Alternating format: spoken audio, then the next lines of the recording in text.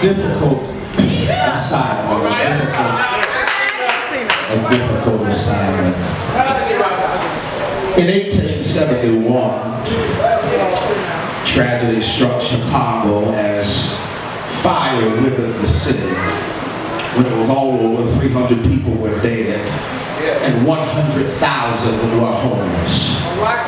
A man by the name of Horatio Gates Spafford was one of those who tried to help the people of the city get back on their feet.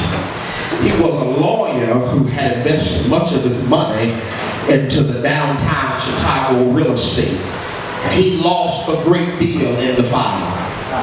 Already stricken with such financial loss, his only son out of his 5 children had died about the same time from pneumonia. Nevertheless, for 2 years, Spafford, who was a friend of Evangelist Dwight Moody, assisted the homeless, impoverished, and grief-stricken ruined by the fire. After about 2 years of such work, Spafford, his wife, and their 4 daughters decided to take a vacation. They were getting ready, eager to go to England to join Moody and a guy by the name of Ira Sankey on one of their evangelistic crusades, then traveled to Europe.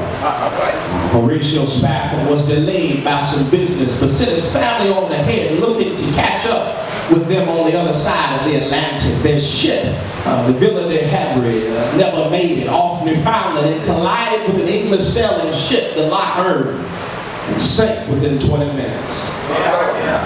Though Horatio's wife, Anna, was able to cling to a piece of floating wreckage, their 4 daughters, Maggie, Tanetta, Annie, and Bessie, were killed. The next day, Horatio received a horrible telegram from his wife, only 2 words long. It said, "Saved alone."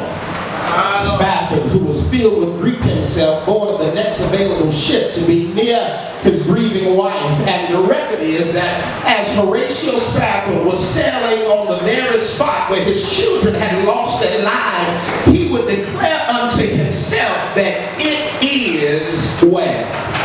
Mr. Spafford would go on to get some pen and some paper, but he would record these words right on the place where his children had died.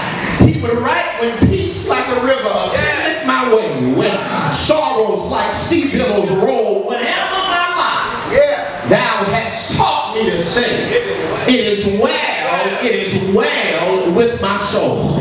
It is well with my soul, it is well with my soul, it is well with my soul." And beloved, I don't know about you, but not only have I had some difficult assignments, I have had some difficult moments. I've had some moments where I was up, and I've had some moments where I was down. I have had some moments when everything seemed fine in church. I've had some moments when it seemed like all hell was breaking loose in my life. Church, I don't know about you, but I have had many moments where I was smiling and many other moments where I was crying. But what I want to know tonight is there anybody in here that can declare that whatever my life thou hast taught me to say, that it is well and it is well with my soul. Come on here and prophesy to your neighbor. Tell your neighbor, I don't know what it is you're going through. In fact, I don't need to know. But I can tell you what I do know. And what I do know is that it is well. Come on here tonight and help me encourage somebody. It is well for you because it is still well for me. Tears in your eyes, but it's well. Not one going on to be with the Lord, but it's yet well. Household is wrecked. Beloved, I come to tell you tonight that it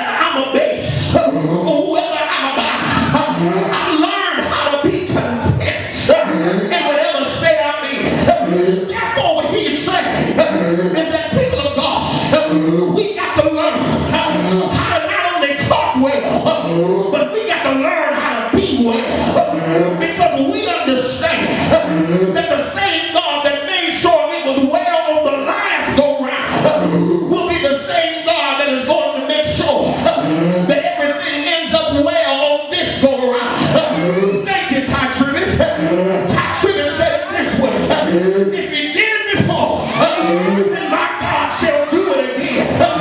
Same God right now is the same God back then. Oh, and beloved, that might not do it for you, but baby, that surely does do it for me, because it affirms what my grandmama said. Grandmama said it this way: he is the same yesterday, today, and forevermore. Listen, it further reaffirms for me that the same God that made sure I ate last night